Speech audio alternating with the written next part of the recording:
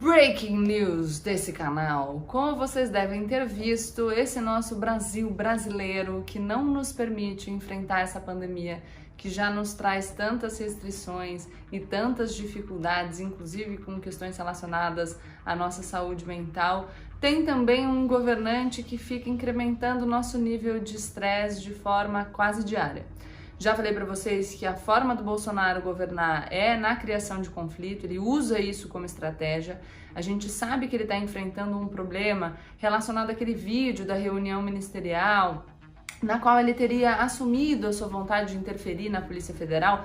Primeiro ele fala que não falou sobre a Polícia Federal, depois ele diz que mencionou PF e não Polícia Federal, mas enfim, ele tá com esse problema. O ministro então mais popular do governo saiu do governo, que é o ex-ministro Sérgio Moro, e ele continua insistindo nessa criação de tensão de forma reiterada.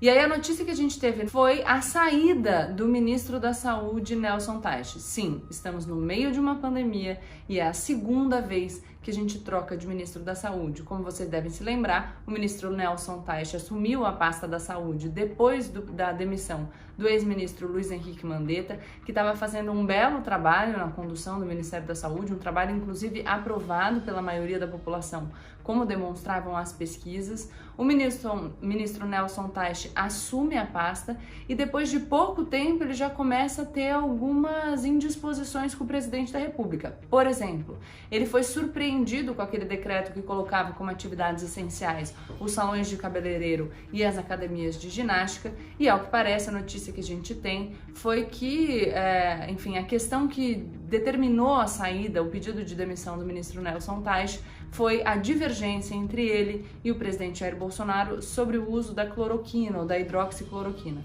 O presidente Jair Bolsonaro, desde o começo dessa crise do coronavírus, tem apresentado esse medicamento como sendo a solução de todos os problemas, ainda que não existam pesquisas científicas suficientes para que a gente possa prescrever o uso desse medicamento de forma mais ampla, e, portanto, dependendo muito da avaliação do médico em cada um dos casos. O presidente Bolsonaro faz isso porque dessa maneira ele consegue dizer que já existe um remédio eficiente, embora não existam provas científicas nesse sentido, porque com isso ele fragiliza o discurso dos governadores, com quem ele tem insistido nessa contraposição de ideias, para que as pessoas permaneçam em isolamento social.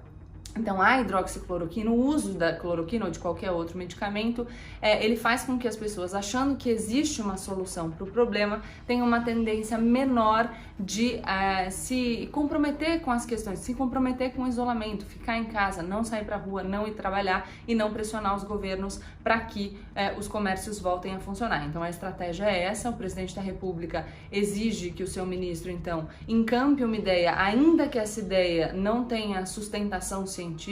O ministro da Saúde se recusou a fazer isso. Foi mais ou menos a mesma divergência que resultou na demissão do ministro Luiz Henrique Mandetta. E aqui eu gosto sempre de lembrar que o presidente Jair Bolsonaro, durante a sua campanha, insistiu muito num discurso de que ele nomearia técnicos para os seus ministérios. O que ele sempre disse é que ele era uma pessoa que não sabia nada sobre muitos assuntos, então ele nunca escondeu a sua ignorância, pelo contrário, ele sempre ressaltava a sua ignorância, dizendo que ele ia se alicerçar na opinião de técnicos. Mas agora, na prática, o que a gente vê é que os técnicos só permanecem nos ministérios se eles abaixarem a cabeça para aquilo que a ignorância quer, ou seja, para aquilo que o presidente Jair Bolsonaro, que não tem nenhum conhecimento técnico sobre medicamentos, disser que deve ser a política de governo. E aí isso gerou uma ruptura, gerou uma crise insustentável. O segundo ministro da Saúde, no meio de uma pandemia, pede para sair.